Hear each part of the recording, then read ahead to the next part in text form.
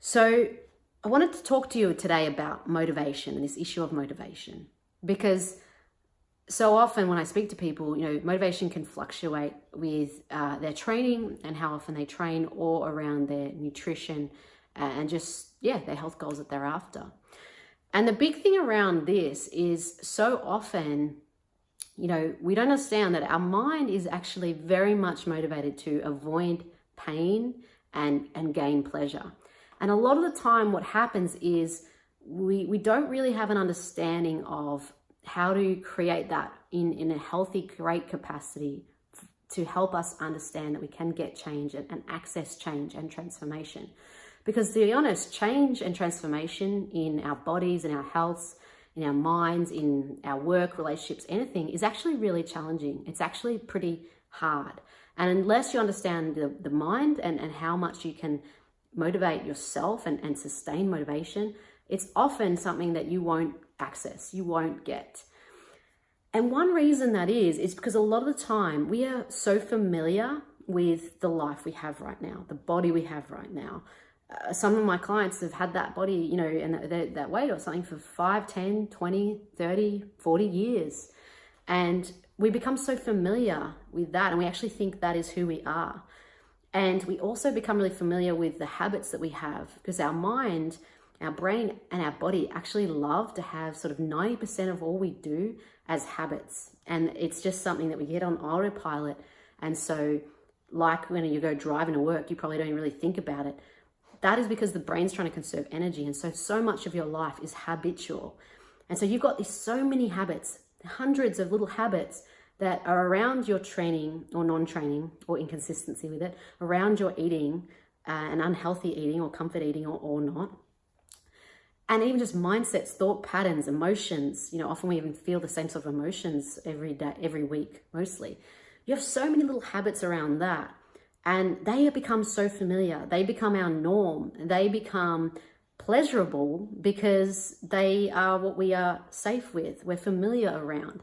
And so what happens is where we are right now actually ends up feeling really comfortable, safe, familiar. Even if you might hate it, your brain and the part of your brain you don't have much awareness around, your subconscious brain, actually really likes it. And is actually going to resist you moving away from that.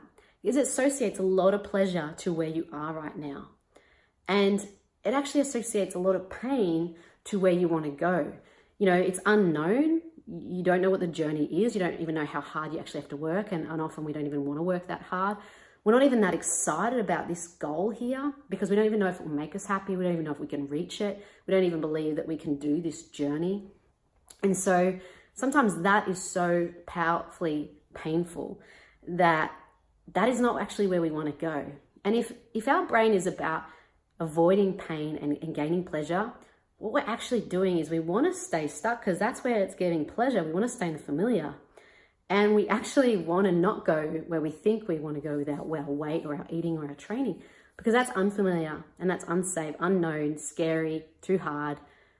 It's the devil, better the devil we know than the devil we don't know. And so if you don't understand the mindset around motivation and how to actually change this saga and actually make where you are so painful, so hard for you that you have to get up and change, and this so tantalizing, so pleasurable and exciting that you just want to go towards it, and you will do anything, and you will eat anyway, you'll train anyway, and you will just do everything in your power to get there, think the way that you need to think, feel the way you need to feel to get there.